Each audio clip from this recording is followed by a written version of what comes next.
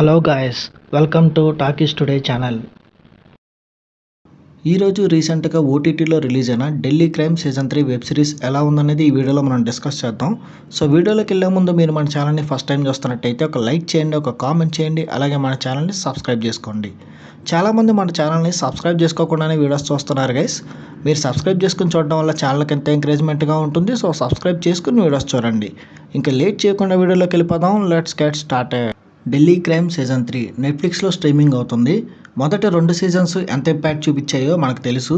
3వ సీజన్ కూడా ఆ స్థాయి రేంజ్ ఇంపాక్ట్ క్రియేట్ చేయగలిగిందా లేదా అనేది ఇప్పుడు మనం చూద్దాం.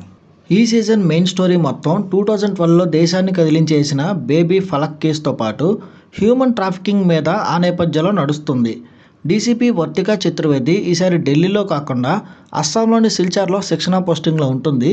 అక్కడ అనుకోకుండా ఒక ట్రక్ ఇంటర్సెక్షన్లో అమ్మాయిల అక్రమ రవాణా నెట్వర్క్ను గుర్తించడంతో ఈ స్టోరీ మొత్తం స్టార్ట్ అవుతుంది. ఈ కేసు ఢిల్లీ నుంచి స్టార్ట్ అయ్యి హర్యానా, గుజరాత్, ముంబై వంటి అనేక రాష్ట్రాలకి పాకుతుంది. ఈ నెట్వర్క్ని మెయిన్గా నడుపుతున్న విలన్ బడీ దీదీ. క్రైమ్ వెనుక ఉన్న టెక్నికల్ వైఫల్యాలు, సాంఘిక అసమానతలు, అణచివేయబడిన మహిళల ఆవేదనను వర్తిక టీము ఎలా వెలికితీసింది, ఈ నెట్వర్క్ని ఎలా ఛేదించింది అనేది ఈ సిరీస్ యొక్క మెయిన్ స్టోరీ.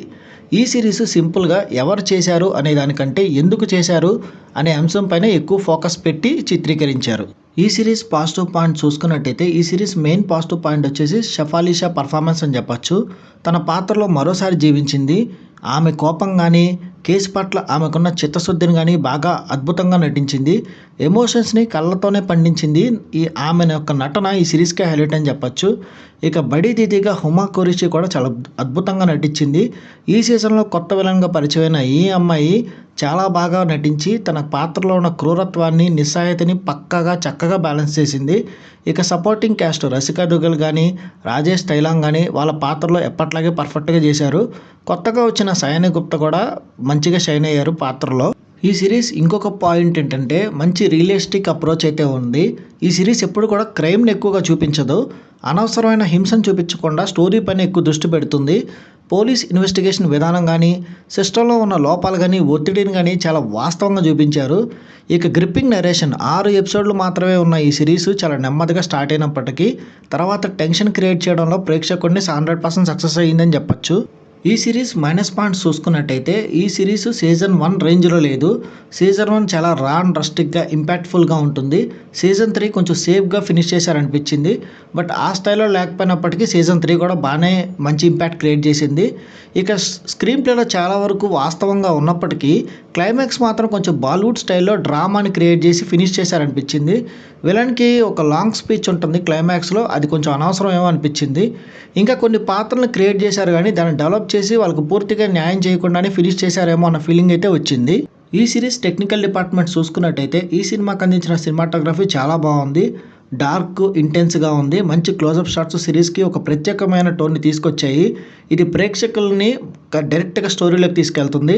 ఇక సౌండ్ డిజైన్ కూడా ఎక్సలెంట్గా ఉంది. సిచ్యువేషన్కి తగ్గట్టు ఆ బ్యాక్గ్రౌండ్ స్కోరు టెన్షన్ పెంచడంలో చాలా బాగా ఉపయోగపడింది.